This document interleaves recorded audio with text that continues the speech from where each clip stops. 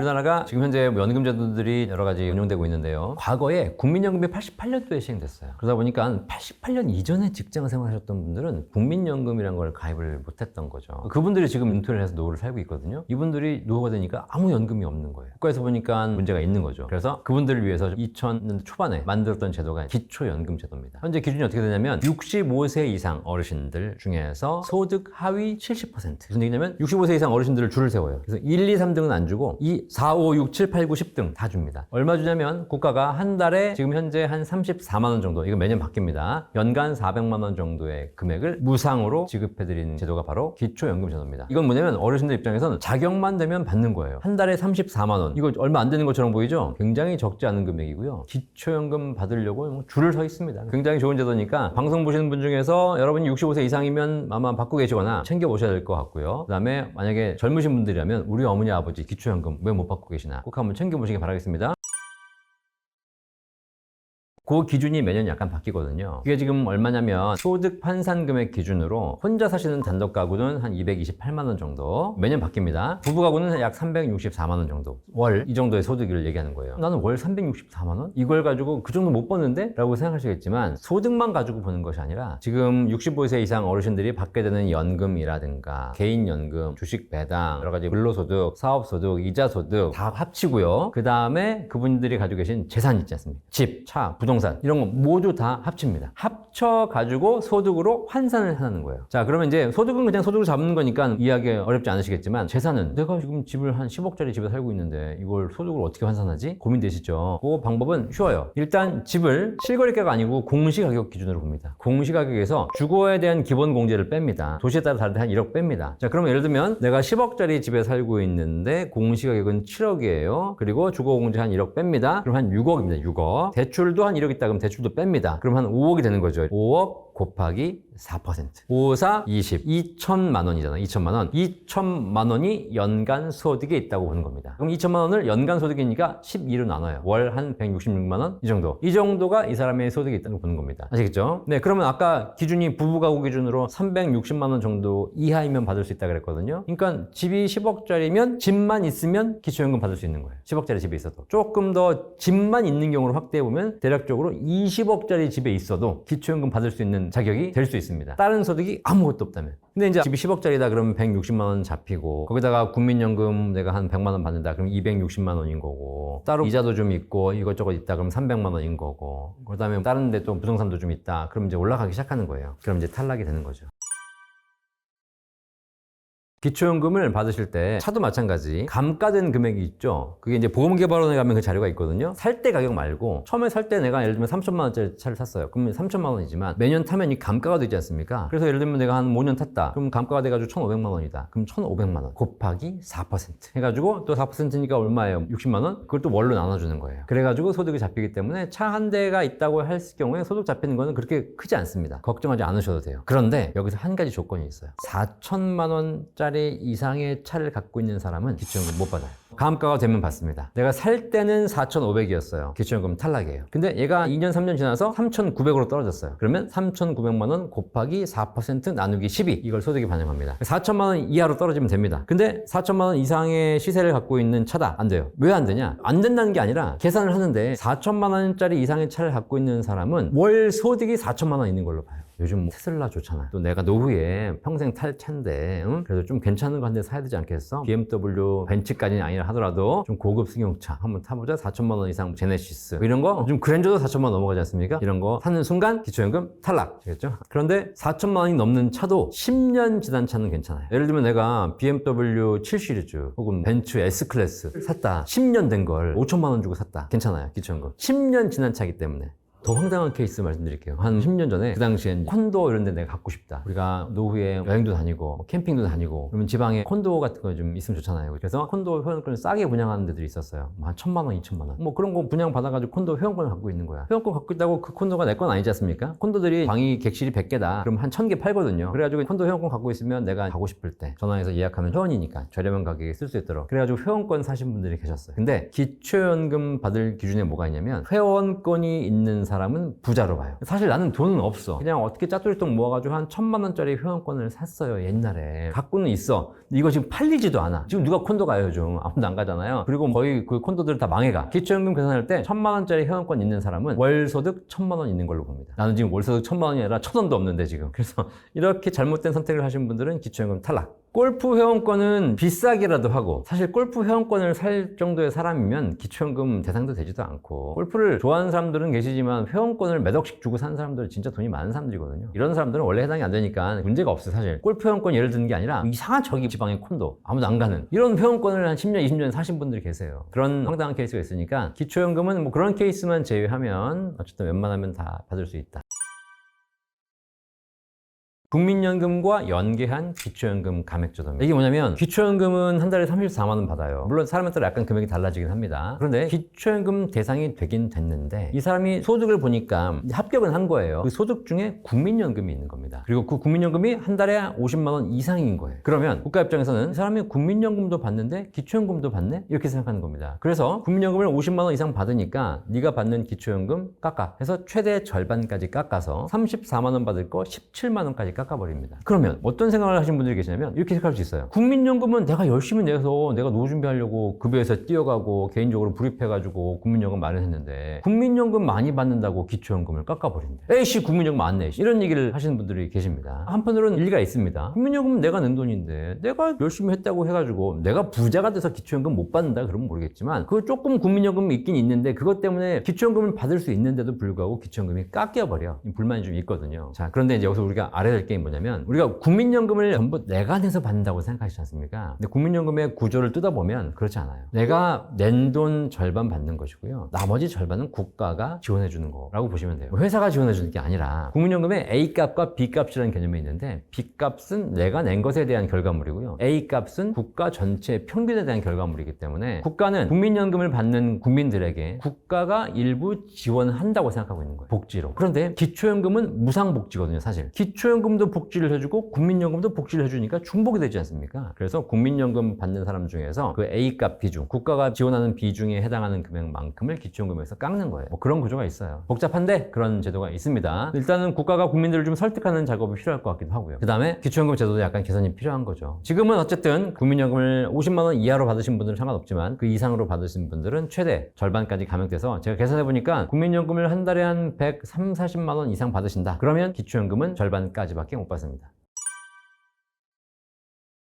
기초연금이 생기게 된 이유가 아까도 말씀드렸지만 국민연금이 생기기 전에 60년대, 70년대 사회생활 하셨던 분들은 공적연금이라는 혜택을 받지 못한 상태에서 사회생활을 해오셨기 때문에 스스로 잘 준비했다면 모르겠지만 그렇지 않다면 되게 부족하거든요. 이 연금이라는 것이 사실 국가가 강제적으로 준비시켜야 되는 이런 부분이 있어요. 전 세계적으로도 마찬가지예요. 근데 그걸 혜택을 못 받으신 분들이죠. 그분들을 위해서 기초연금 제도가 만들어진 겁니다. 그래서 이제 쭉 드리고 있고 정말 저소득층, 진짜 어려우신 분들은 국가가 복지로 해결해 줘야 되기 때문에 그분들에게서는 기초연금이 필요합니다. 그런데 이제 본격적으로 베이비붐 세대가 은퇴하기 시작했어요. 베이비붐 세대는 언제 태어나신 분들이냐면 50년대 후반부터 70년대까지 한 60년대에 주로 태어나신 분들이에요. 이분들이 국민연금이 시작되었을 88년도에 직장 생활을 처음 시작했습니다. 그래서 내가 직장 생활을 시작할 때부터 국민연금 제도가 도입돼서 그때부터 국민연금을 꾸준하게 불입해 오신 분들이에요. 30년 이상. 이분들은 이미 퇴직하는 순간 국민연금으로부터 못해도 100만 원, 많게는 200만 원 이상의 혜택을 받고 있는 겁니다. 사실 이분들에겐 기초연금 필요 없어요. 그래서 이렇게 본격적으로 국민연금의 혜택을 받는 계층들이 노후에 진입하기 시작하면서 기초연금의 역할이 점점점 줄어들게 되는 것이죠. 같이 받으면 오히려 중복이 되지 않습니까? 그래서 지금 실제로 국민연금 많이 받으면 기초연금이 감액됩니다. 이것 때문에 불만을 얘기하시는 분들도 계신데 국가 입장에서는 국민연금도 복지라고 생각하고 있는 거고 기초연금도 복지이기 때문에 중복되면 안 되니까 국민연금 많이 받으신 분들은 기초연금을 깎거든요. 이게 이제 취지상으로 틀린 건 아니에요. 그래서 결국은 국민연금 많이 받는 사람이 늘어나면 늘어날수록 기초연금 제도는 이제 점점 축소가 되는 것이 맞는 것이고 진짜 저소득층을 위한 기본적인 제도를 남겨두면 나머지는 사실 큰 의미가 없을 수도 있다. 아직 국가에서 기초연금 폐지를 고려하고 있거나 이런 얘기를 한 적은 없습니다. 하지만 장기적으로 봤을 때 기초연금이라는 것이 국가가 세금으로 주는 거지 않습니까? 어디선가 이 세금을 또 걷어야 되지 않습니까? 그런 기초연금은 점점점 축소해 가는 것이 맞는 것 같다. 계속 지금 바뀌자고 얘기가 나오고 있는데요. 기초연금을 현재 소득 하위 70%에게 주고 있는데 이걸 더 많이 확대해서 80%, 90%, 100% 우리 어른들 다 줄 거냐? 아니면 진짜 어려우신 분들만 줄 거냐? 이것 가지고 현재 갑론을박이 되고 있어요. 있어요. 좀 더 많이 주자. 꼭 필요한 사람만 주자. 이런 의견들이 있습니다. 아직까지 갑론을박이기 때문에 사실 많은 사람에게 주면 재원은 많이 들지만 더 복지가 혜택이 좋아질 거고 다 주게 되면 부자들도 받게 되는 거니까 이런 건 말이 안 되는 거잖아요. 그래서 이제 그거는 좀 논의가 돼야 될 것 같고요. 지금 이제 구체적으로 정부에서 조만간 바뀌게 될 정책들이 뭐가 있냐. 기초연금이 지금 아까 월 34만 원 받는다고 했는데 혼자 받으시면 34만 원이고요. 부부가구 두 분이 같이 사시는 경우에는 각각 34만 원씩 받는데 이러면 68만 원이잖아요. 그죠? 근데 부부가 같이 받는 경우에는 20% 감액을 해요. 이게 무슨 얘기냐면 혼자 사는 사람은 34만 원 필요하지만 둘이 산다고 해가지고 더블로 생활비가 드는 건 아니다. 어차피 둘은 한 집에 살지 않냐. 혼자 살든 둘이 살든 관리비는 똑같이 나오는 거니까 둘이 산다고 해가지고 두 배로 생활비가 필요한 건 아니시기 때문에 부부가구인 경우에서 둘이 받는 경우에는 각각 20%씩 감액을 하겠다. 그래서 34가 아니라 뭐 27 해가지고 한 54만 원만 받게 되는 요 구조로 지금 현재 돼 있어요. 이 제도가 약간 불합리하다. 그런데 이게 어떤 문제가 생기냐면 여유가 있는 집에서는 둘이 산다고 해가지고 두 배로 들지 않아요. 그런데 극빈층으로 가게 되면 혼자 사는 거하고 둘이 사는 거하고 둘이 살면 정말 두 배 이상을 듭니다. 왜냐면 진짜 어려운 계층으로 가면 갈수록 이 20%를 깎는 것이 굉장히 큰 페널티가 되는 거예요. 그래서 지금 제도가 개선되고 있는 게 뭐냐? 저소득층에게는 감액을 좀 완화해 주자. 그래서 지금 20% 감액하는 걸 10% 감액하고 5% 감액하고 장기적으로는 저소득층에게는 기초연금 감액을 하지 않고 두 부부가 받으면 각각 다 주는 걸로 이렇게 지금 제도 개선이 되고 있습니다. 그 다음에 또 하나 이제 더 문제가 뭐냐면 지금 기초생계급여 수급자 아주 극빈층이 있어요. 이분들 같은 경우는 기초연금 못 받아요. 기초연금이 1, 2, 3등 안 주고 4, 5, 6, 7, 8, 9, 10등을 준다고 했지만 정작 꼴찌에 있는 10등은 못 받아요. 생계급여를 받기 때문에 생계급여를 받는 사람들은 기초연금 받으면 중복이 되기 때문에 둘 중 하나를 포기해야 돼요. 근데 생계급여가 훨씬 더 사실 여러 가지 혜택이 좋거든요. 이걸 받기 위해서 기초연금 포기하시는 거예요. 이거는 어떤 제도의 사각지대인 것 같아요.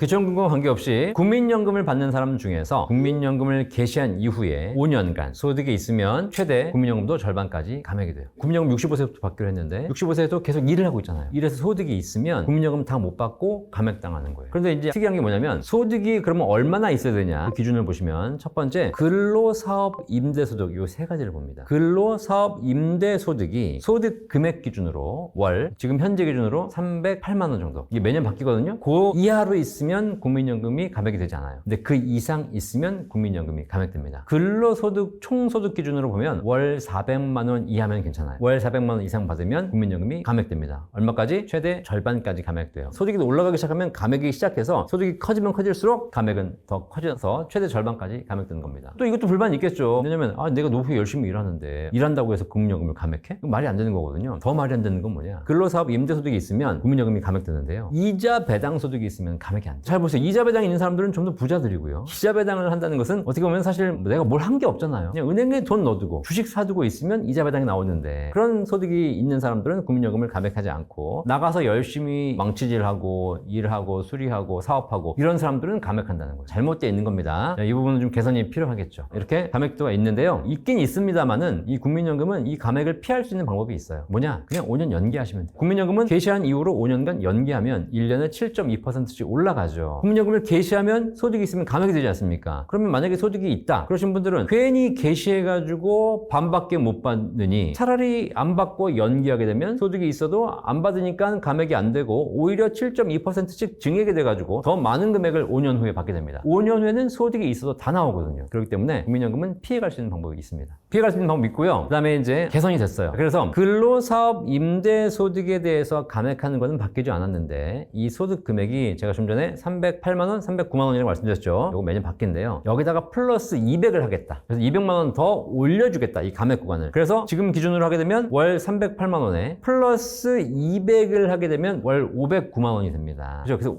509만 원 이하까지는 감액하지 않겠다. 지금 이제 바뀝니다. 이제.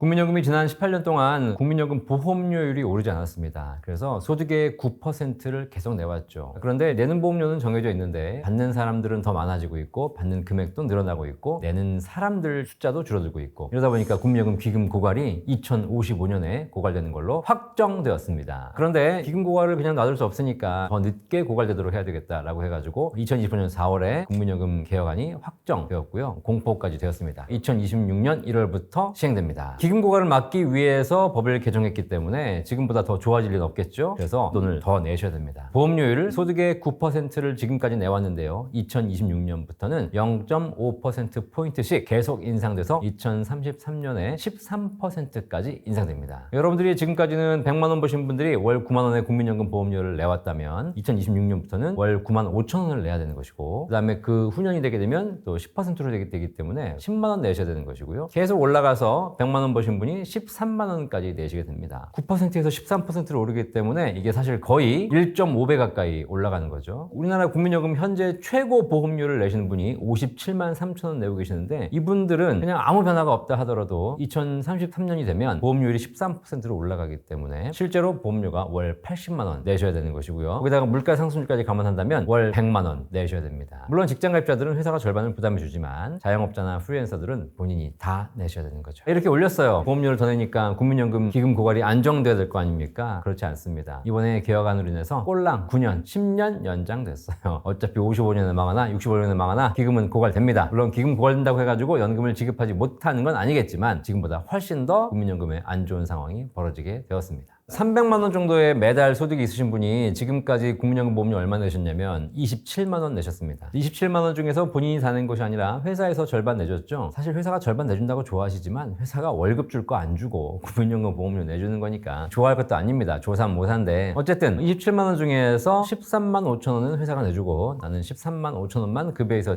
띄어갔죠. 이게 내년부터 올라갑니다. 내 월급은 300만 원 그대로이다 하더라도 보험료율이 9.5%로 올라가게 되면 지금 27만 원 내에서 9.5%니까 얼마예요? 거의 한 28만 5천 원, 15,000원 정도 올라가겠죠. 보험료 내시는 게. 물론 그 중에서 절반은 회사가 내주니까 내가 실질적으로 급여에서 뛰어가는 것은 한 7,500원 더 뛰어갈 테니까 제가 보기엔 뭐 그렇게 큰 부담은 아닐 수 있다라고 생각하실 수도 있을 겁니다. 하지만 뭐 이제 내년에 그렇다는 거고요. 내후년 되면 또 보험료율이 10%로 올라가죠. 여러분 내시는 보험료가 300만 원 버신 분이 30만 원 내셔야 되는 것이고 회사가 절반 부담해준다 하더라도 내가 15만 원 내야 되는 것이기 때문에 지금보다 보험료율이 조금 더 올라가고요. 계속 이게 13%까지 올라가게 되면 결국은 300만 원 보신 분들은 39만 원 내시겠네요. 그러면 절반은 회사가 내주고 절반은 본인이 부담하겠죠. 이 방송 보시는 분 중에 직장인만 있는 건 아닐 테니까 자영업자로 프리랜서로 내가 월 300만 원의 소득을 신고한다? 그러시면 이제 2033년이 되면 월 39만 원의 국민연금 보험료를 내셔야 되는 것이 현행 법이고요. 앞으로 계속 또 법이 개정될 거 아니겠습니까? 국민연금은 점점 더 기금이 악화될 것이니까 그러면 향후에는 더 많은 보험료를 내야 될 수도 있습니다. 많은 보험료를 내는 대신 연금액을 더 많이 준다. 그러면 사실 낼만하지 않습니까? 근데 국민연금은 내는 돈과 받는 돈이 관계가 없습니다. 그래서 받는 돈은 그대로이거나 큰 변화가 없는데 오히려 내는 돈은 계속 올라가야 되기 때문에 낸 돈 대비 가성비가 떨어지는 것이죠. 여러분들이 그냥 일반적인 개인 연금을 한다거나 개인 투자를 한다 하더라도 100만 원 투자하는 사람과 200만 원 투자하는 사람은 기본적으로 투자 금액이 다르기 때문에 나중에 수익도 더 큰 거 아니겠습니까? 더 많이 저축한 사람들은 더 많은 수익을 얻게 되는 것이죠. 하지만 국민연금은 그렇지 않습니다. 국민연금이 안 좋게 얘기 들으니까 국민연금 내지 말아야지 못 받는 거 아니야 라고 생각하시겠지만 그럼에도 불구하고 지금보다 안 좋아진다는 것이지 그래도 좋습니다. 개인적으로 다른 거 한 것보다는 국민연금 하는 게 낫습니다. 자, 그런데 국민연금 제도 중에 뭐가 있냐면 과거에 못 냈던 걸 지금 낼 수 있는 추후 납부 제도가 있어요. 이걸 추가 납부라고 생각하시는 분 계신데 추가 납부 아닙니다. 추가 납부는 내가 내던 거에다가 더 내는 것이 추가 납부고요. 추후 납부는 뭐냐면 과거에 못 냈던 걸 추후에 낼 수 있게 해주는 제도예요. 원래는 개인 자산이라든가 개인 금융에서는 과거에 못 냈으면 못 낸 거지 그걸 지금 다시 낼 수 있게 해주는 제도는 없거든요. 국민연금에는 그런 제도가 있어서 굉장히 좋은 제도입니다. 내가 과거에 직장을 잠깐 쉬었다든가 혹은 내가 과거에 주부여가지고 국민연금 가입 대상이 아니어서 못 냈다든가 이런 경력이 있으신 분들은 지금 당장 국민연금공단 전화해 보시면 과거에 못 냈던 기간을 확인할 수 있고요. 이거를 낼 수 있는 제도가 추후 납부 제도입니다. 그런데 추후 납부는 얼마를 내냐? 과거에 내가 매달 한 30만 원씩 10달 못 냈으니까 300만 원 내는 거냐? 이러지 않습니다. 과거에 얼마를 못 냈는지 상관없고요. 과거에 못 냈던 기간만 갖고 오는 거예요. 그 기간, 그게 10달이든 30개월이든 그 기간만 갖고 오고 그 기간 곱하기 이번 달 보험료입니다. 내가 이번 달에 10만 원 내고 있으면 10만 원 곱하기 과거의 10달이면 100만 원 내는 것이고요. 이번 달에 보험료를 30만 원 내고 있으면 30만 원 곱하기 과거의 10달 300만 원 내시는 겁니다. 이렇게 내면 연금액이 올라가겠죠. 제가 아까 말씀드렸듯이 내는 돈과 받는 돈은 큰 상관이 없다고 했어요. 그럼 어떻게 돼요? 이제 보험료를 적게 낼수록 좋은 거겠죠. 많이 낼수록 연금은 올라가긴 하겠지만 그렇게 또 많이 올라가지 않거든요. 그런데 내년부터 뭐가 바뀐다고요? 2026년부터 보험료율이 올라갑니다. 무슨 얘기예요? 그럼 나는 소득은 바뀐 게 없는데 내가 내던 보험료가 10만 원에서 10만 5천 원, 11만 원, 12만 원, 13만 원 올라가기 시작한다는 거예요. 그러면 내가 내야 되는 보험료는 어쩔 수 없이 내야 됩니다. 그런데 과거에 못 냈던 기간 곱하기 이번 달 보험료를 내는 것이 추후 납부잖아요. 그러면 2025년 올해 하시게 되면 내가 이번 달 내는 보험료가 10만 원이라면 10만 원 곱하기 과거에 못 낸 기간만 내시면 돼요. 예를 한번 들어볼게요. 과거에 못 낸 기간이 100개월이다. 10만 원 곱하기 100개월이니까 1000만 원만 내시면 됩니다. 그런데 내가 안 내고 그냥 버텼어요. 2026년이 됐습니다. 보험료율이 9.5% 올라갑니다. 예를 들어서 내가 내던 보험료가 10만 원에서 10만 5천 원으로 바뀌었다고 생각해 보세요. 그러면 내년에 추후 납부를 하게 되면 내가 내는 보험료, 이번 달 내는 보험료가 10만 5천 원이기 때문에 곱하기 과거에 100개월 하게 되면 1,050만 원 내야 됩니다. 이게 무슨 얘기냐면 올해 2025년 할 때와 2026년 할 때보다 거의 50만 원 가까이 더 내셔야 된다는 겁니다. 더 내요. 근데 연금액이 올라간다고요? 그렇지 않아요. 더 낸다고 올라가는 것이 아니라 내 소득은 변함이 없기 때문에 연금액은 아무 상관이 없습니다. 내후년에 하게 됩니다. 그럼 예를 들면 내가 보험료가 10만 5천 원이 아니라 11만 원이 돼요. 11만 원 곱하기 과거에 100개월 하게 되면 1,100만 원 내야 되는 거예요. 이렇게 1년에 적지 않은 금액이 올라가기 시작한다는 겁니다. 이게 계속 올라가요. 그래서 추후 납부를 하실 분들은 오래 하셔야 됩니다. 그래야지 더 적은 보험료 곱하기 과거에 못 낸 기간을 통해서 낼 수 있다는 거죠. 내년, 후년 계속 하시게 되면 추후 납부는 계속 총액이 올라가게 됩니다. 다시 한번 말씀드리지만 더 많이 낸다고 연금액이 올라가면 당연히 늦게 하는 게 좋겠지만 더 많이 낸다고 연금액이 올라가지 않는다는 것이죠. 오래 하시는 게 좋고요. 특히 내년에 약간의 연금액이 올라가는 구조로 소득 대체율이 올라가는 구조가 있긴 한데 그럼에도 불구하고 지금 12월이거든요. 올해 신청하고 올해 납부하는 것이 기본적으로 보험료 저렴하고요. 그 다음에 물가 상승률 1년치도 받을 수 있기 때문에 그런 부분에서 오래 하시는 게 좋겠고요. 혹시 이 방송을 보시는데 내가 2025년이 지나버려서 어떡하지? 늦게 봤다라고 하시는 분도 후회하지 마시고 2026년까지는 무조건 하시면 되겠습니다. 2026년에는 보험료가 올라가지만 소득 대체율이 일부 약간 올라가는 효과가 있기 때문에 2025년에 하는 것에 비해서는 불리하지만 그래도 2026년에 하시는 것이 나쁘지는 않다. 그래서 꼭 2026년까지는 하셔야 되고요. 2027년부터는 제가 보기에는 별로 이렇게 바람직하지 않다. 물론 지금 하고 싶지만 지금 돈이 없으면 못 하는 거잖아요. 돈 많은 부자들은 지금 하나 내년 하나 똑같으니까 그럼 지금 하자라고 할 수 있겠지만 돈이 없으신 분들은 지금은 없기 때문에 내년, 후년, 후후년에 계속 해야 되는데 그렇다고 해서 2027년부터는 추후 납부를 하지 말라 이게 아니라 할 수 있으면 지금 하고 돈이 없어서 나중에 된다면 어쩔 수 없이 나중에라도 해야 되겠죠. 근데 이제 또 하나 봐야 될 게 뭐냐면 내후년부터는 계속 보험료가 올라가기 때문에 과연 추후 납부를 하는 것이 정말 가성비가 있는지는 그때 가서 한번 따져볼 필요가 있어요. 이게 왜냐면 방송 보신 분 중에서 50대가 넘으셨다면 이제 연금 받을 날이 얼마 안 남았잖아요. 한 10년만 있으면 받으시는 거니까 이분들은 반드시 빨리 하실수록 좋아요. 하지만 내가 40대, 30대, 20대 젊은이들도 계시거든요. 젊은이들은 국민연금에 대해서 매달 내시는 보험료는 내야 되겠지만 추후 납부하라고 추천드리지 않습니다. 왜 그러냐면 국민연금이 나빠서가 아니라 연금으로 받을 거라면 당장 하는 게 좋아요. 사실 젊은이들도. 그런데 아까도 말씀드렸지만 1,000만 원이 있다면 내가 할 수 있는 게 많잖아요. 1,000만 원 가지고 우량 주식을 사서 30년간 보유한다면 그것이 국민연금에 넣는 것보다 더 좋을 수도 있지 않겠습니까? 또 하나 1,000만 원 있는데 내가 그걸 가지고 학원을 다녀요. 학원을 다녀서 내가 기술을 습득해가지고 그 기술로 더 많은 소득을 만들어낼 수 있다면 사실 청년 여러분들은 1,000만 원 가지고 내 몸값에 투자하는 게 더 좋은 거죠. 그래서 50대 이후에는 추후 납부 하시라고 말씀드리지만 젊은 분들은 그런 여러 가지가 있기 때문에 국민연금이 나쁘다는 것이 아니라 국민연금 외에 다른 것들을 투자함으로써 내가 더 많은 것을 얻을 수 있는 것이 있는지를 찾아보실 필요가 있는 거죠.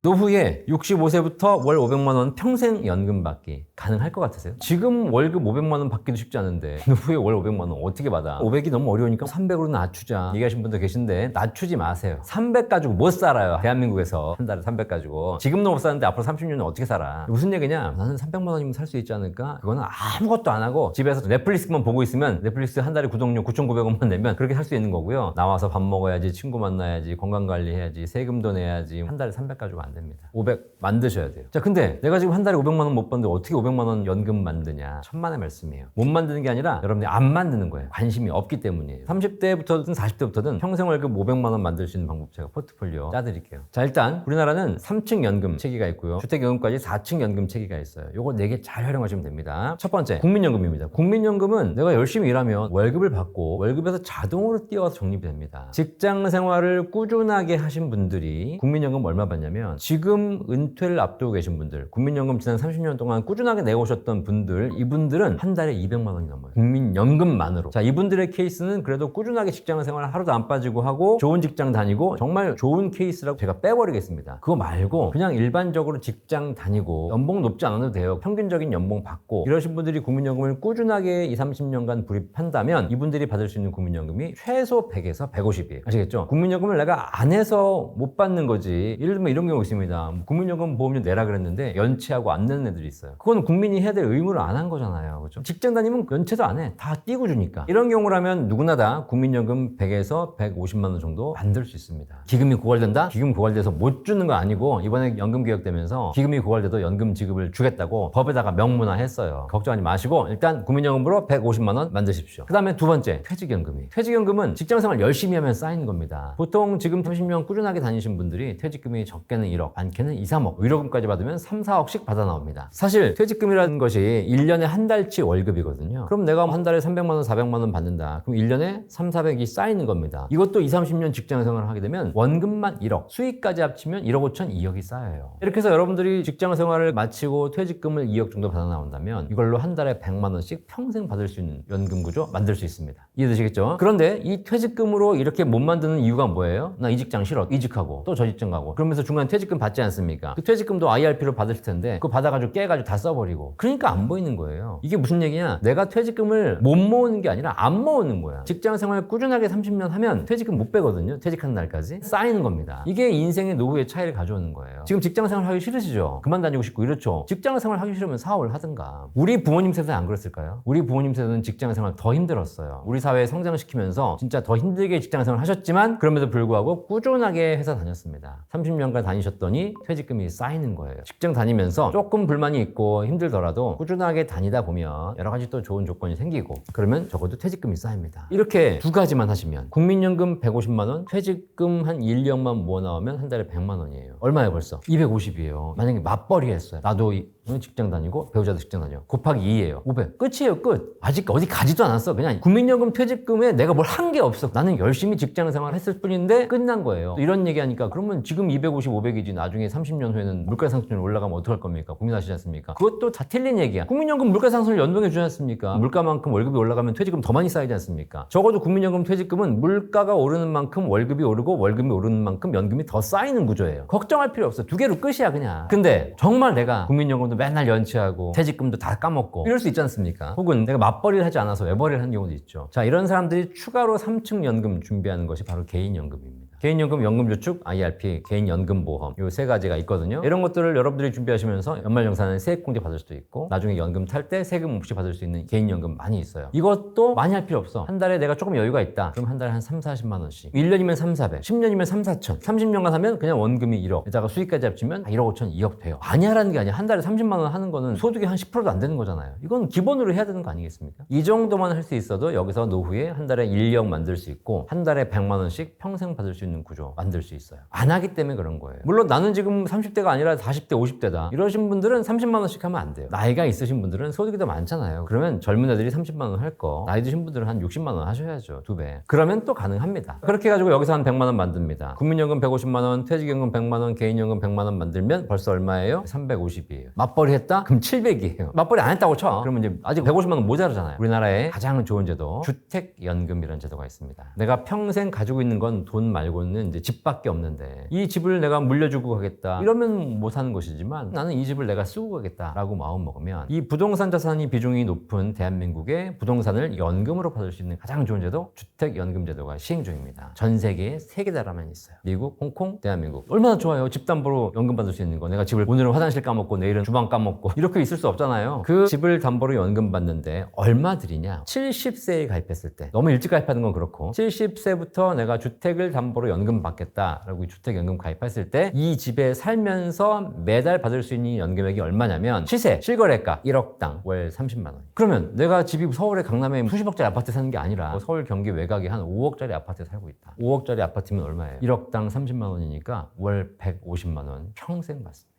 국민연금 150만 원, 퇴직금 100만 원, 그다음에 개인연금 100만 원, 주택연금 150만 원. 이러면 500 끝이에요. 맞벌이 했다. 그럼 여기서 그냥 700, 800 올라가는 거예요. 저는 순수하게 외벌이로 얘기하는 것이고, 국민연금도 좋은 직장에서 최고 구간만 내온 거 얘기한 것도 아니고요. 퇴직금도 구액 연봉자를 얘기한 것도 아니고요. 개인연금도 한 달에 100만 원, 200만 원씩 저축하라고 얘기한 것도 아닙니다. 집도 강남에 있는 수십억짜리 집을 얘기한 게 아니라, 제가 지금 말씀드린 조건은 대한민국의 평균 이하를 말씀드리고 있는 거예요. 평균도 아니야. 평균 이하. 지금 현재 대한민국의 직장인들의 평균 근로소득이 월 400에서 500 정도 돼요. 저는 그 조건도 보지 않았어요. 그냥 300, 그 정도. 어렵지 않아요. 안 하는 것일 뿐이지 못하는 게 아니에요. 누구나 할 수 있어요. 연금에 대한 준비는 꾸준하게 젊을 때부터 시작하면 되는데, 이걸 안 하고 있으니까 어려워하는 겁니다. 방송 보신 분 중에서 내 인생은 글렀다 라고 생각할 수 있어요. 하지만 여러분들 살아보니까 젊을 때도 물론 행복하게 잘 사는 게 중요하지만, 노후에 행복한 것이 진짜 행복인 것 같아요. 나이가 들면서 점점 나의 생활 여건이 좋아지는 것, 노후에 행복한 사람이 진짜 행복한 사람이기 때문에, 지금 여러분이 약간의 소비를 줄인다 하더라도 그걸 노후를 위해 준비하신다면 누구나 다 가능합니다.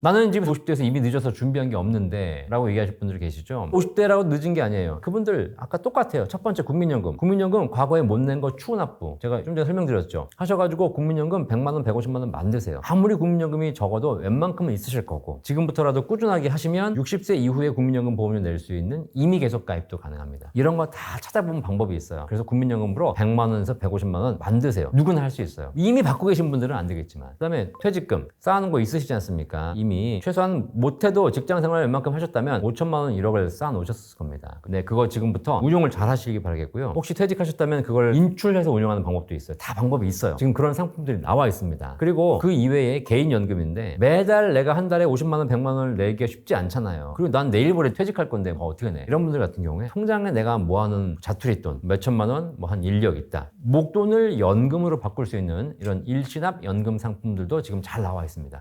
목돈을 갖고 있는 것보다 그걸 연금으로 바꿔서 일정 기간 거치해서 불린 다음에 연금으로 받을 수 있는 제도가 많이 나와 있거든요. 이런 상품들 활용하시면 개인 연금을 가지고도 연금을 지금보다 더 많이 만들 수 있는 거. 제가 해보니까 작게는 5년, 길게는 10년 정도의 기간만 확보하면 되더라고요. 그럼 55세인 사람은 65세부터 연금 받을 계획 수립하면 되는 것이고요. 60세이신 분도 70세부터 연금 받을 계획 수립하면 됩니다. 나는 지금 퇴직하는데 앞으로 5년, 10년 동안 손가락 빨고 뭐 하라는 얘기냐 라고 질문하신 분들이 계세요. 은퇴 절벽, 그동안 돈이 없다. 60세부터 65세, 60세부터 70세까지 돈이 없으면 연금 받아 써야 됩니까? 아니에요. 60세에서 70세까지는 일해야 돼요. 내가 70세에 죽는다면 60세부터 70세까지 빨리 연금 빼 써야죠. 그죠? 근데 지금 우리나라의 기대연명이 이미 80대 중반을 넘어가고 있어요. 점점 길어져서 90세, 100세를 향해 가고 있습니다. 그럼 70세에 은퇴를 한다 하더라도 적게는 15년, 길게는 30년을 노후를 보내야 돼요. 30년이라는 기간이 짧으면 짧고 길면 긴 거지만, 직장 생활한 기간이 30년이에요. 이게 짧은 기간이 아니에요. 근데 60세부터 만약에 놀잖아요? 40년 놀아야 돼요. 20년 벌어서 40년 논다고. 말이 안 되는 거예요. 60세이신 분들은 저는 개인적으로 지금은 연금 받을 때가 아니라고 생각해요. 더 일을 해야 될 때지.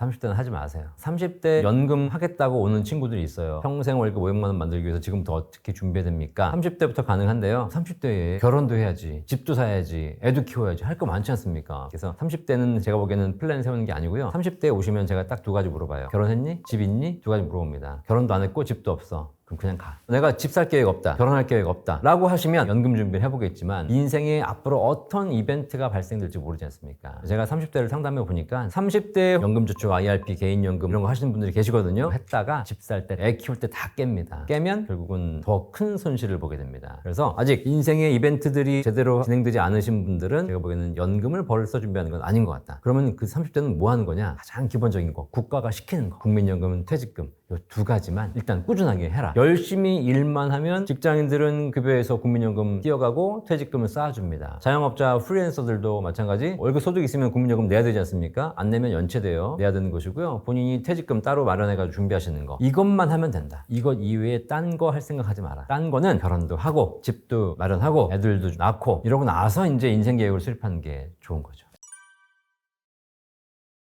법적으로 봤을 때 현재 국민연금의 개시 연령은 65세로 향해 가고 있습니다. 지금 올해 은퇴하신 분들은 63세인데요. 앞으로는 1969년 이후에 태어나신 분들은 65세부터 국민연금을 받게 됩니다. 퇴직연금이나 개인연금 같은 경우에는 55세 이후부터는 연금으로 개시할 수 있습니다. 법적으로 이렇게 다 돼 있거든요. 자, 그러니까 나는 국민연금 65세부터 받고 개인연금이나 퇴직연금은 55세부터 받으면 되겠네 라고 생각하고 계시면 안 돼요. 그때 이후부터 가능하다는 것이지 중요한 건 그때 연금 받을 때가 아닙니다. 55세 너무 이른 시기예요. 저도 이제 55세로 가고 있는데 제가 어디로 봐서 할아버지로 보입니까? 옛날에 55세는 할아버지들이었을 거고 65세에 하늘나라 가셨으니까 인생을 정리할 시간이었지만 지금은 인생 2막을 설계해야 될 가장 처음 시작하는 시점이에요. 85세까지만 산다고 하더라도 30년 살아야 돼요. 그래서 55세 연금 개시하면 안 되고요. 55세가 되신 분들은 연금을 계속 잘 운용해서 65세, 70세부터 받을 플랜 수립하셔야 됩니다. 만약에 55세가 됐는데 연금이 개시가 됐다. 그러면 개시된 연금을 쓰지 마세요. 그 쓸 때가 아니에요. 개시된 연금을 가지고 한 달에 예를 들면 50만 원씩 나온다. 50만 원 가지고 다른 연금에 재투자하는 겁니다. 그래서 65세, 70세 이후에 받을 수 있는 연금 플랜 수립하셔야 돼요. 국민연금 마찬가지예요. 국민연금 65세부터 개시할 수 있습니다. 하지만 국민연금은 65세보다 내가 정상적으로 수령할 나이보다 5년 먼저 일찍 수령할 수 있고요. 5년 늦춰 수령할 수 있어요. 이 얘기는 65세에 수령할 수 있는 사람이 60세부터도 연금을 받을 수 있고 더 늦춰서 70세부터 연금 받을 수 있다는 겁니다. 국민연금을. 그러면 일찍 받는 게 좋을까요? 늦춰 받는 게 좋을까요? 만약에 동일한 금액을 준다면 일찍 받는 게 좋죠. 늦춰 받는 사람이 바보지 않습니까? 어차피 똑같은 금액인데 일찍부터 받아야지. 그런데 국민연금은 그렇지 않고요. 일찍 받으면 1년 당겨 받을 때마다 6%씩 감액된 금액을 지급해요. 100만 원씩 평생 받을 사람이 1년 당겨 받으면 94만 원씩 평생 받고요. 2년 당겨 받으면 88만 원씩 평생 받고 최대 5년을 당겨 받게 되면 6, 5, 30%가 감액된 70만 원 평생 받아요. 반대로 1년 늦춰 받게 되면 1년에 7.2%씩 연금액이 올라갑니다. 100만 원 받을 사람이 1년 늦춰 받으면 107만 2천 원 평생 받습니다. 2년 늦춰 받으면 114만 4천 원 평생 받고요. 5년 늦춰 받게 되면 36%가 업이 된 136만 원을 평생 받게 됩니다. 이제 금액 잊어버리시고 율만 보세요. 1년 일찍 받으면 6%씩 깎아버리고 1년 늦춰 받게 되면 7.2%씩 플러스가 돼요. 7%의 수익이 난다는 겁니다. 대략적으로. 그러면 여러분 국민연금 일찍 받는 게 좋아요? 늦게 받는 게 좋습니까? 이럴 수 있어요. 나는 얼마 못 살 것 같아. 오늘 내일에. 그리고 당장 지금 먹고 살 돈이 없어. 지금 돈이 한 푼도 없어가지고 국민연금 없으면 진짜 내일 모레 굶어 죽어. 이런 분들은 일찍 받으셔야 되죠. 6%씩 감액을 감수하면서 일찍 받아야 되는 거예요. 그만큼 손실을 보는 겁니다. 반대로 내가 오래 살 수 있어. 오래 산다는 게 얼마까지냐면 평균 수명 80세 정도만 살 수 있어. 이러신 분들은 일찍 받는 것보다 늦춰 받는 게 좋아요. 왜냐면 늦춰 받을수록 연금액이 올라가기 때문에 올라간 금액을 평생 받습니다. 그럼 늦게 시작한 사람들이 일찍 시작한 사람보다는 좀 더 늦게 받기 때문에 그 기간 동안 못 받잖아요. 근데 이 못 받은 손실분을 연금액이 높기 때문에 먼저 받으신 분들을 추월해버려요. 나중에 되면 한 75세, 80세가 되면 추월해버립니다. 그렇기 때문에 여러분들이 80세 이상만 살 수 있다면 국민연금은 일찍 받는 게 바람직하지 않아요. 여러분들이 연금을 개시하는 것도 여러분들이 어떤 연금을 갖고 있냐에 따라서 전략을 수립하셔야 돼요. 한 가지 말씀드리면 연금을 늦췄을 때 더 연금액이 많이 올라가는 수익이 높은 연금은 늦춰 받는 거예요.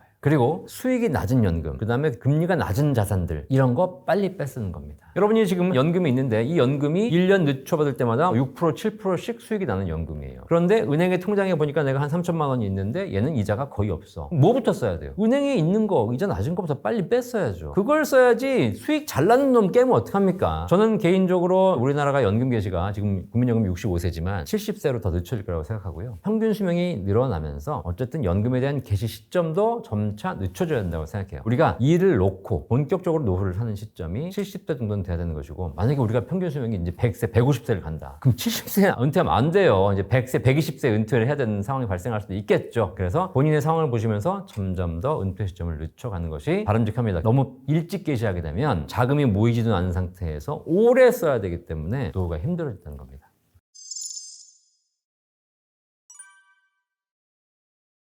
공제라는 것이 뭐냐? 첫 번째 소득공제라는 게 있어요. 소득공제는 뭐냐면 소득에서 바로 빼주는 겁니다. 만약에 내가 1,000만 원 빼준다. 그러면 내가 5천만 원 가지고 세금 계산할 거 1,000만 원 빼주니까 4천만 원 가지고 세금 계산하면 돼요. 만약에 내가 연봉이 3천만 원이다. 이 사람은 1,000만 원 빼주면 2천만 원 가지고 세금 계산하면 되는 겁니다. 소득에서 바로 빼주는 거예요. 자, 이 소득공제는 어떤 특징이 있냐면 똑같이 1,000만 원 빼줘요. 10명을 세워놓고 10명 다 1,000만 원씩 소득공제 해줄게 라고 합니다. 근데 한 사람은 연봉이 5억이고 한 사람은 연봉이 3억이고 연봉이 1억이고 5천만 5천만 원이고 3천만 원이고 다양한 사람 있지 않습니까? 연봉이 많은 사람, 연봉이 적은 사람 누가 유리할까요? 잘 생각해 보시면 연봉이 5억인 사람은요 세율이 얼마냐면 거의 50%까지 올라가요. 5억 곱하기 50%의 세금을 낸다라고 생각하면 이 사람은 2억 5천의 세금을 내야 됩니다. 자, 그러면 1,000만 원 빼주잖아요. 4억 9천 곱하기 50%를 내게 돼요. 그러면 얼마냐면 2억 5천에서 거의 2억 4천5백이 돼요. 1,000만 원 빼줬는데 이 사람은 세율이 50%니까 50%인 구간을 빼줬기 때문에 1,000만 원에 해당하는 50% 세금을 깎아주는 거니까 500만 원을 환급받게 돼요. 자, 그런데 연봉이 3천만 원인 사람은요 세율이 얼마냐면 6%밖에 안 돼요. 자, 그러면 세율이 제일 낮은 구간에 6%에 있는 사람은 1,000만 원 빼주면 어차피 내야 될 세금이 6%밖에 안 되기 때문에 60만 원 깎아주는 거예요. 똑같이 1,000만 원을 소득공제 해줬는데 돈이 많은 부자들은 세금을 많이 내는 걸 깎아주니까 50%까지 혜택 받을 수 있는 것이고, 소득이 낮은 사람들은 어차피 내야 될 세금이 얼마 안 되기 때문에 그거 깎아줘봐야 60만 원밖에 6%밖에 혜택 못 받는 거예요. 그러니까 이게 소득공제라는 제도는 연봉이 많은 사람에게 훨씬 유리한 제도입니다. 세액공제는 그렇잖아요. 세액공제는 세금, 세액을 깎아주는 겁니다. 100만 원 깎아줄게. 연봉을 5억 받으나, 연봉을 5천만 원 받으나, 연봉을 3천만 원 받으나 100만 원 깎아주는 거예요. 평등하죠. 대신에 고액 연봉자들은 억울하겠죠. 자, 그래서 세액공제는 누구에게나 동일한 세금을 깎아주는 것이고, 소득공제는 소득에서 빼주기 때문에 세율이 높은 사람에게 더 유리한 거죠. 과거에는 다 소득공제였어요. 근데 이제 보니까 보면 볼수록 소득공제는 부자들에게 유리하거든요.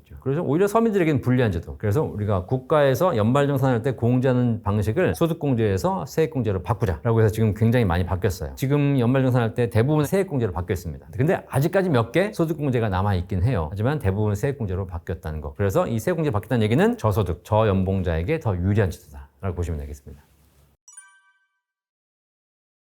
신용카드 많이 쓰면 공제 받죠. 근데 신용카드 얼마 써야 되냐면 연봉의 20% 이상 써야 되고 이런 게 있지 않습니까? 신용카드 소득공제 받으려다가 오히려 소비가 늘어나고, 그다음에 의료비는 누가 또 아파야 되고 이런 한도가 있잖아요. 그다음에 애들 교육비도 있지만 학원비 이런 것도 안 되는 경우도 있고, 이런 여러 가지 좀 옵션들이 있어요. 그리고 다 세액공제이기 때문에 실제 돌려받는 금액이 그렇게 크진 않습니다. 자, 그런데 지금 연말정산의 공제제도 중에서 아직까지 남아있는 가장 좋은 제도 중에 하나가 국민연금 소득공제 제도예요. 직장인들은 국민연금 보험료를 내지 않습니까? 소득의 9%를 내는데요. 그 중에서 회사가 절반 내주고 본인이 절반 냅니다. 그 절반 낸 거 있지 않습니까? 내가 예를 들면 한 달에 국민연금 보험료를 20만 원씩 내가지고 연간 240만 원 냈다. 이 240만 원 소득공제 해줍니다. 내가 연봉이 예를 들면 5천이다? 국민연금 보험료 200만 원 냈다 연간. 공제를 따로 또 해주는 거예요. 그래서 세금을 돌려주는 겁니다. 좋죠? 그런데 국민연금 보험료 한 달에 30만 원씩 내는 거 합쳐봐야 한 200~300만 원밖에 안 되잖아요. 이거 어차피 내는 거죠. 근데 그게 아니라 국민연금은 추후 납부를 할 수 있거든요. 과거에 못 냈던 걸 지금 낼 수 있어요. 한 번에. 그러다 보니까 한 번에 낼 수 있는 금액이 적게는 몇백만 원, 많게는 몇천만 원까지도 갈 수 있어요. 실제로 최대로 내신 분들은 거의 5천만 원까지 냅니다. 만약에 이렇게 3천만 원, 4천만 원, 5천만 원을 올해 내가 목돈이 생겨가지고 국민연금을 추후 납부했어요. 이 추후 납부한 금액에 대해서 올해 전액 소득공제 가능합니다. 내가 올해 연봉이 5천이에요. 올해 국민연금 추후 납부 5천만 원 했어요. 이 사람은 올해 세금 한 푼도 안 내요. 전액 소득공제가 되기 때문에 소득이 없는 걸로 보는 겁니다. 굉장히 강력합니다. 여러분들 국민연금 추후 납부를 한 경우에 또 분납도 가능하거든요. 내가 5천만 원 낼 돈이 있는데 올해 1천만 원, 내년 1천만 원, 내후년 1천만 원 나눠낼 수 있고, 올해 2,500, 내년에 2,500 이렇게 할 수 있어요. 그래서 여러분 소득 구간 보시면서 내가 올해 좀 세금을 많이 내야 될 것 같다, 세금을 줄이기 위해서 공제가 필요하다, 그런데 국민연금 추후 납부를 활용할 수 있다 하시게 되면 소득을 다 깎아주기 때문에 엄청난 세금을 절세할 수 있습니다. 근데 이런 게 있습니다. 내년에 보험료가 오르면 더 많은 보험료를 내야 되기 때문에 올해 하는 게 유리하죠. 그런데 올해는 내가 소득이 없어. 그런 분들은 뭐야? 소득공제라는 게 뭐냐면 소득이 있어서 세금을 낸 사람한테 돌려주는 거지 않습니까? 아까 얘기했듯이 내가 올해 연봉이 3천인데 국민연금 추후 납부 5천만 원 해봐야 어차피 3천만 원밖에 소득이 안 되기 때문에 2천만 원은 못 받는 거예요, 소득공제를. 그래서 내년에 보험료율이 오르기 때문에 올해 하시는 것이 유리하다고 말씀드렸지만, 국민연금의 추후 납부 소득공제 효과가 올해 없다. 그럼 올해 하실 필요 없어요. 근데 올해는 소득이 없는데 내년에 소득이 좀 많을 것 같다. 그러면 올해는 소득공제가 못 받기 때문에 올해 내시는 게 의미가 없고, 내년에 좀 보험료가 오르더라도 내년에 내시는 것이 소득공제 효과가 더 큰 거죠. 실제로 연봉이 좀 높으신 분들은 3억, 4억 이상 되시는 분들은 소득공제 효과가 40%, 50%까지 난다는 거예요. 그러면 5천만 원 추후 납부하게 되면 40% 돌려받으면 2천만 원 환급 받는 거예요. 2천만 원. 그게 훨씬 커요, 사실. 이제 다른 거 고민할 필요 없어요. 물론 소득공제를 받으면 세금을 환급받기 때문에 나중에 연금 탈 때 다시 세금을 내야 돼요. 그런데 지금 환급받은 2천만 원을 나중에 토해내라는 게 아니에요. 연금 받을 때는 나눠받고 여러 가지 공제가 있기 때문에 실제 연금 받을 때는 세금이 그렇게 높지 않습니다. 연말정산할 때 세액공제 받을 수 있는 제도 중에서 여러 가지가 있는데요. 그중에서 사실 우리가 연금과 관련해서 꼭 놓치면 안 되는 게 바로 연금계좌 세액공제예요. 국가는 세금을 환급해 드린다는 것은 그냥 무조건 환급해 주는 게 아니라 국가는 정책을 쓰는 거지 않습니까? 국민들이 이쪽 방향으로 갔으면 좋겠다. 그러면 이쪽 방향으로 가서 이렇게 하시는 분들은 국가가 세금을 줄여드리겠습니다. 이렇게 하는 게 이제 세액공제, 소득공제 제도거든요. 그러다 보니까 국가는 국민들이 노후 준비를 잘 하길 바래요. 국민연금 불입한 것에 대해서 소득공제 해주지 않습니까? 국민연금만 가지고 부족하잖아요. 그래서 개인적으로 연금을 준비하시는 분들에게 세금을 환급해 드리겠습니다 라는 제도를 갖고 있는데 그게 바로 연금계좌 세액공제 제도입니다. 그래서 연금계좌라고 하게 되면 뭐냐면 연금저축이라든가 연금펀드, IRP 이렇게 개인적으로 은행 가서 증권사 가서 보험사 가서 가입할 수 있는 연금저축 상품이거든요. 이거를 계좌를 개설한다고 끝나는 것이 아니라 여기다가 내가 돈을 불입을 하게 되면 연금저축을 가지고 계신 분들은 연간 600만 원까지 납부하게 되면 600만 원에 해당하는 납부 금액 곱하기 13.2에서 16.5%를 세금 환급해주고 있고요. IRP를 가입하신 분들은 연간 900만 원. 그래서 만약에 내가 IRP를 계좌를 개설하고 연간 900만 원을 납입을 했어요. 납입을 하고 나중에 세액공제 받아요. 근데 연봉이 5,500만 원 이하이신 분들은 납입 금액 곱하기 16.5% 환급받습니다. 자, 그러면 900만 원을 풀로 내신 분들은 연말에 세액공제 얼마 환급받냐? 900만 원 곱하기 16.5% 거의 150만 원 가까이 환급받습니다. 세금 많이 환급받는 거예요. 이런 거는 꼭 활용하실 필요가 있고요. 이렇게 해서 연금을 준비하면 좋은 거잖아요. 그래서 연금 계좌를 만들어서 거기다가 불입을 하시고 12월 31일까지 만드시면 돼요. 말일까지만 만들고 돈만 입금하면 됩니다. 그러면 바로 2월 달에 세금 환급 받을 수 있어요. 대신에 세금 환급 받는다고 무조건 좋아하시면 안 돼요. 국민연금도 마찬가지고 연금저축, 연금계좌도 마찬가지예요. 나중에 반드시 55세 이후에 10년 이상 연금으로 받아야 된다는 조건이 있어요. 연금으로 받으라고 해드리는 거지. 이렇게 세액공제 받고 내년에 해지해. 그러면 세액공제 받은 것뿐만 아니라 그 이상까지도 다 토해내셔야 돼요. 연금저축 세액공제 같은 경우에 IRP를 통해서 최대 900만 원까지 납입하신 분들이 세액공제 받는데 연봉에 따라 다르거든요. 연봉이 5,500만 원 이하냐 초과냐에 따라 달라요. 연봉이 적으신 분들은 납입액의 16.5%를 환급받고요. 연봉이 높으신 분들은 부자잖아요. 부자. 그래서 납입액의 13.2%를 환급받습니다. 그러면 내가 900만 원 풀로 냈다. 그러시면 연봉이 적으신 분들은 900만 원 곱하기 16.5% 거의 한 150만 원 가까이 환급받을 수 있는 거지만 연봉이 5,500만 원 넘으신 분들은 900만 원 불입을 해도 13.2%만 환급받기 때문에 대략 한 110만 원 정도 거의 한 30, 40만 원 차이가 나죠. 연봉이 적으신 분들이 연봉이 적기 때문에 소득이 없어서 연금계좌에 불입할 수 있는 금액이 더 어렵긴 합니다. 하지만 내가 노후 준비를 하겠다고 해서 좀 더 많은 금액을 불입하게 되면 연봉이 높으신 분들보다 더 많은 금액을 환급받게 되는 거죠. 참고로 연금계좌에 대한 세제 혜택 말씀드리면 납입할 때는 돌려받지만 연금 탈 때 세금 내셔야 되거든요. 그런데 55세 이후에 연금으로 나눠받게 되면 5.5%만 세금 내시면 돼요. 그럼 돌려받는 금액은 16.5%를 돌려받는데 나중에 연금 탈 때는 5.5, 또 계속 늦춰받으면 3.3%까지 세율이 낮아지기 때문에 굉장히 세금을 낮게 내는 저율과세 효과가 있어요. 보통 저율과세 또는 과세 이연이라고 하거든요. 세금을 늦게 내고 세금을 낮춰받을 수 있고, 근데 이게 연금계좌에서 수익이 나지 않습니까? 수익에 대해서도 5.5%에서 3.3% 저율과세예요. 예를 들면 일반적으로 내가 투자를 했는데 해외 주식을 사가지고 주식 수익이 났다. 일반 계좌에서 사면 22% 세금 내야 됩니다. 은행 예적금도 마찬가지에서 일반 계좌로 하게 되면 15.4% 이자 소득세 내야 됩니다. 하지만 연금 계좌에서 발생한 수익에 대해서는 그 수익이 무엇이든 관계없이 5.5%에서 3.3만 내부면 되시기 때문에 수익이 많이 나는 경우에는 굉장히 유리하죠. 이런 것도 있고요. 그 다음에 연금 계좌는 아니지만 연말정산의 혜택은 못 받지만 일반적인 비과세 연금보험들이 있어요. 이거 좀 문의 많이 하시는데 내가 가입한 연금은 왜 연말에 세금 환급이 안 됩니까? 라고 하시는데 연금보험 중에서 연금저축보험이라든가 IRP를 보험회사에서 가입하시는 경우에는 이거는 연금 계좌 상품이기 때문에 연말정산 세액공제 받거든요. 근데 그냥 일반적인 연금보험들이 있어요. 일반적인 연금보험들은 납입할 때 연말정산 시에 세금 환급 못 받아요. 안 좋은 거 아니냐? 그렇지 않습니다. 연금 탈 때 세금이 없어요. 그러면 연금 탈 때 얼마를 받든 관계없이 세금도 없고요. 이 비과세 연금보험 같은 경우에는 건강보험료도 부과되지 않습니다. 그런 부분은 유리한 게 있기 때문에 이런 포트폴리오를 잘 짜시는 게 좋습니다. 연말정산 되게 어렵게 생각하시는데 이 연말정산이 어려운 게 아니에요. 연말에 세금을 정산하는 거잖아요. 근로자의 입장에서는 내가 월급을 벌었으면 월급에 대해서 세금을 내야 됩니다. 근데 원래 우리나라에서 세금은 1년에 한 번 연간 소득을 가지고 냅니다. 한 달에 300만 원 버는 근로자가 있어요. 1년에 연봉이 3,600입니다. 우리나라 세율이 6%부터 쭉 나오니까 대략 예를 들면 한 10% 세금 낸다고 치죠. 그러면 300만 원씩 꾸준하게 버는 사람한테 매달 300만 원씩 월급을 줘요. 세금 안 떼고. 그래서 12월 달에 당신 1년 세금이 300만 원이니까 지금 12월 달 월급에 세금 내. 그럼 어떻게 되냐면 12월 달 월급 300만 원 전부 세금을 내야 되는 거예요. 그럼 그러면 어떻게 돼요? 1, 2, 3, 4, 5, 6, 7, 8, 9, 10일, 11일까지는 다 살았는데 12월 달은 세금 내느라고 월급이 없기 때문에 손가락 빨아야 되는 겁니다. 그래서 국가가 고정적인 월급을 받는 사람들이 1년에 한 번씩 세금을 내라고 했더니 마지막 달에 결국은 문제가 생기더라. 이러면 안 되잖아요. 그래서 그렇게 하지 말고 매달 월급에 대해서 일정 비율을 원천 징수를 해요. 미리 분할해서 내는 거죠. 그게 간이세액 적용표라고 그래가지고 그 사람의 부양 가족하고 소득 금액에 따라 나와 있는 표가 있습니다. 그 표에 맞춰가지고 원천 징수를 하는 거예요. 당신은 예를 들면 대략 한 10% 세금 나온 사람이야. 그럼 한 달에 500만 원 월급 받잖아요. 그러면 50만 원씩 원천 징수를 해요. 그러면 이제 어쨌든 내가 세금을 떼어가는 건 좀 아깝지만 매달 조금씩 떼어가니까 당장 큰 충격은 없잖아요. 그럼 세금 떼고 내가 500만 원 버는데 50만 원 세금 떼고 450만 원으로 살면 되잖아요. 그렇게 해서 50만 원씩 연간 600만 원을 떼었어요. 이게 원천 징수예요. 다 떼었죠. 이제 세금을 낸 겁니다. 자, 그런데 우리나라는 세금을 1년에 한 번 낸다고 했잖아요. 1년이 되면 12월이 되면 진짜 세금 계산을 해요. 네가 진짜 내야 될 세금이 얼마인지 정확하게 한번 따져보자. 왜냐면 세금이라는 것이 무조건 내는 것이 아니라 소득에 따라서 여러 가지 근로소득 공제도 있고, 나는 혼자 살면 나만 공제받지만 나는 애도 키우고 있고 배우자도 있고, 배우자도 소득이 없어요. 그럼 배우자 공제도 받아야죠. 애들도 키우느라 돈 많이 들죠. 교육비도 많이 들죠. 그 다음에 나는 신용카드도 많이 쓰고 있고, 또 의료비도 들어가고 있고, 여러 가지 공제가 있지 않습니까? 국가에서 해주는 이런 공제를 싹 받았더니 실제 내야 될 세금이 300만 원밖에 안 나오는 거예요. 이게 연말 정산입니다. 연말에 정산을 해서 내가 내야 될 세금을 확정하는 거예요. 그랬더니 300만 원 내야 될 세금이라고 나오는 겁니다. 그런데 내가 지금까지 1년간 원천 징수한 세금 얼마예요? 50만 원씩 띄어가가지고 600만 원 띄어간 겁니다. 그럼 나머지 300만 원 돌려주는 거예요. 2월 달에. 이거 13차월에 월급 이렇게 얘기하죠. 그게 이제 연말 정산입니다. 자, 여기까지 이해되셨죠? 근데 이제 국가 입장에서 뭘 결정할 수 있냐? 원천 징수율을 결정할 수 있지 않습니까? 이 사람한테 원천 징수를 좀 많이 할까? 적게 할까? 근데 국가가 국민을 위한다고 우리가 원천 징수를 굳이 많이 하지 말자. 나라 국민도 어려운데 미리 떼는 거니까 조금씩만 떼자.